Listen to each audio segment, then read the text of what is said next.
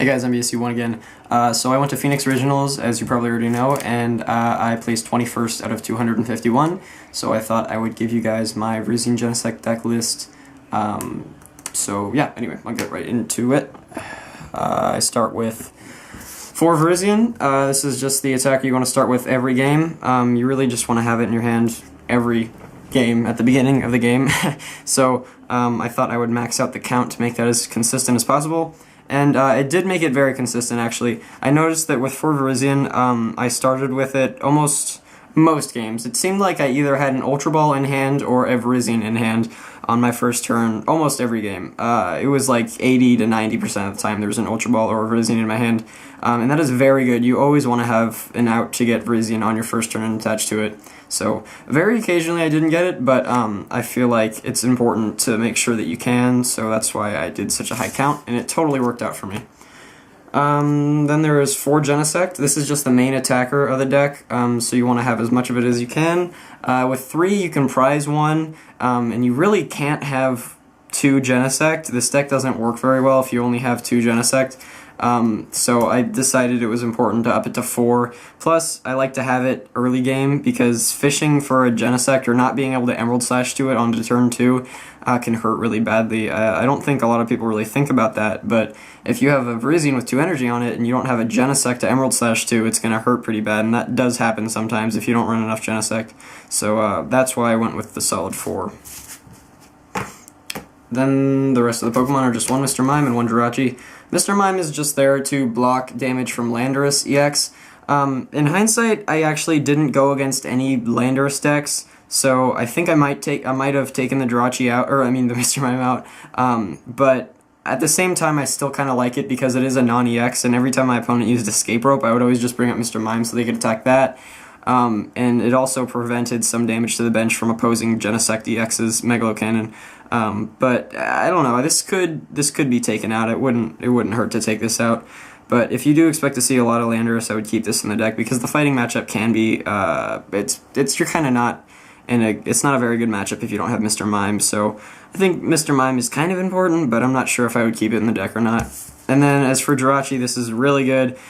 I started with Jirachi a couple games, not very many though, and honestly, it's just super helpful. Even though my opponents did red signal it up and knock it out, or Lysander it up and knock it out a couple times, the overall use I got out of it was so helpful that I think it deserves to be in this deck for sure. After playtesting something around 80 or 90 games with this deck, I have noticed that Jirachi does help a lot more than it hurts. So if you're thinking about maybe I should put in Jirachi, maybe not, I would definitely suggest that you put it in this deck, even in a deck that only has 10 basics, so that you have a higher chance of getting Jirachi stuck active. It's still stuck active in the beginning of the game. I mean, it's still really worth it, and it's a very good card. I love it. And as for draw support, we have 4 N. N isn't the best in this deck, honestly. There's a lot of decks that benefit a lot from N, but this deck kind of isn't one. It can help, early game. It's nice getting that solid 6 early game, but the real use I got out of N was if I was at a disadvantage late game and my opponent had taken a lot of prizes, I could N him down to a low number, and that's really the reason why N helps in this deck. It doesn't really help too much with taking or drawing a lot of cards, because it seems like a lot of the time when I use N, I only get like 4 cards or less, but when it does get you 6 in the beginning, it's really helpful, so it's nice to have 4. And then for Juniper, this shouldn't come as a surprise at all. Very good support in this deck. The problems I did have with Juniper is I noticed that I had to Juniper away energy a lot, which kind of hurts pretty badly because you need like all of your energy in this deck. But at the same time, it gets you 7. It's consistent and it's really powerful. So for Juniper is definitely good in this deck. And then the MVP supporter of this deck is definitely Skyla. Skyla is helpful throughout the entire game. Early game, it can get you that Muscle Band or that Professor's Letter, so that's very helpful. It makes it super consistent with getting that 70 damage Emerald Slash. Mid game, it will grab you the G Booster if you want it, or the Energy Switch, or basically just whatever you want. Skyla is great for streaming G-Booster and starting G-Boosters, so Skyla will get you the G-Booster, but after it gets you the G-Booster, another Skyla can also get you a Colress Machine or an Energy Switch to continue to use G-Booster. And then also you can Skyla for a Startling Megaphone if you're going against a Garbodor deck. So this supporter helps a ton. And I run a lot of supporters, so there isn't a situation a lot of the time where I just have Skyla in my hand with no other draw support. So Skyla is very helpful, and I would definitely suggest 4 copies in every Virizion Genesect deck, unless you're not running G-Booster, then maybe you only run like 3, but I don't know why you wouldn't run G-Booster. 1 Chorus. Chorus is very good in this deck, but only sometimes. So, and what I mean by that is you don't want to get Chorus too much. Like early game, it can be just not very good because you only run 10 basics, and you're not really trying to get them out aggressively. So Chorus you don't really get much use out of Chorus early game, but late game it can get you like 10 cards, so it's helpful for that, but you really don't need more than 1. I'd sort of like to run 2, but I never really need a second one that badly, so 1 is nice. It's also nice to have something that can just shuffle cards back into your deck if you have dead cards in your hand that you don't want. Then there's 2 Bicycle. This is just to let you draw more cards. We saw Costa running like 3, and because of that I thought I would try it in my deck, so I'm running 2. This helps a lot late game so that you can just draw into whatever you need after your opponent ends you to a low number of cards. And that's basically why I run so many draw supporters and Jirachi, is because of N. Because I always want to be able to come back. So yeah, that's why I run 2 Bicycle. And then 2 Shadow Triad. This isn't really draw support, this is just support, but this is basically to get back the Plasma Energy and the G-Booster. I found this is really great for taking knockouts late game, mid to late game actually, and then also sometimes I'll Skyla for a Shadow Triad for a Colorless Machine to keep my G-Boosters going. So yeah, Shadow Triad's very good. It's honestly, I don't use it a ton, but when I do use it, it's very clutch and very useful, so for that reason I like to keep 2 in the deck. And using Plasma Energy a lot in this deck is very important, so it's also great for keeping that going. And then 4 Ultra Ball. This is just to quickly grab whatever Pokemon you need. The reason I run 4, even though I only have like 2 different Pokemon and then 2 techs, is because early game you need to be able to get Virizion turn 1 every game, so for that reason you need to max out the Ultra Ball count. It's also important to have something to Emerald Slash onto when you can Emerald Slash, like I said earlier, so for that reason we need to max out the Ultra Ball count. Also, this helps with bicycling for more cards more often because you discard things with it, but that's just kind of a little bit of a bonus. And then 3 Muscle Band. I've seen some people do 4. I consistently got 70 damage Emerald Slashes almost every game with only 3 Muscle Band anyway, so I wouldn't worry too much about that. I think 3 is enough. I wouldn't go down to 2 though, because it's important to, get those early Emerald Slashes for 70. A lot of this deck's game is determined just by how the beginning goes. The first like 3 turns can determine the entire game. That's why you gotta have that really consistent build like this. 3 Energy Switch. This is mostly to stream G-Boosters. Occasionally what'll happen is I have a Virizion with damage on it, and then I'll Energy Switch to a different Virizion, and then attach to that Virizion from hand, and then Emerald Slash with a Virizion that has no damage on it. So it is nice for that purpose, but usually it's just used to Energy Switch off of a Virizion that has damage on it so that I can keep using Megalo Cannon or G-Boosters. So Energy Switch is great for that. 3 is a good number, and I'm satisfied with that. 2 Colorless Machine. 1 was kind of the standard, 1 or 0 was kind of the standard, and I don't use this card a ton, but when I do, it's really important. It's kind of the same idea as Shadow Triad. I need to be able to have this sometimes so I can keep those G-Boosters going every turn, and sometimes my opponent will see a Virizion or a Genesect with 1 energy on it and assume that they're okay, because, there's no energy in play besides that 1 energy on a Genesect, and so they're like, well, I don't really have to worry about a G-Booster because, there's only 1 energy on it. But then I play a Colorless Machine and attach from hand, and I can G-Booster again. So it's really nice to kind of give those surprise G-Boosters turn after turn. And it's just really aggressive and helps a lot when you need it. I have 2 Startling Megaphone. I'd actually like to have 3. In hindsight, I might cut one of those, that Mr. Mime, for a 3rd Megaphone.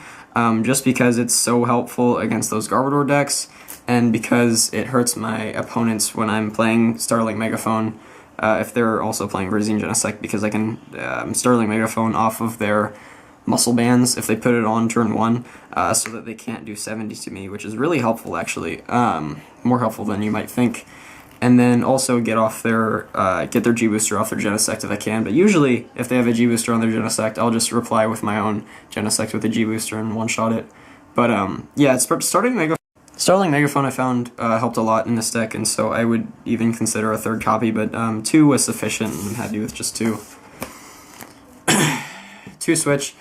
Sometimes I felt like I needed a third switch, but it didn't hurt too much because I can always just retreat for 1 energy anyway, and this deck usually has quite a bit of energy in play, so 2 switch seemed like enough, but I wouldn't knock you for running a third switch. I think 4 is definitely too much, but 2 or 3 is pretty good.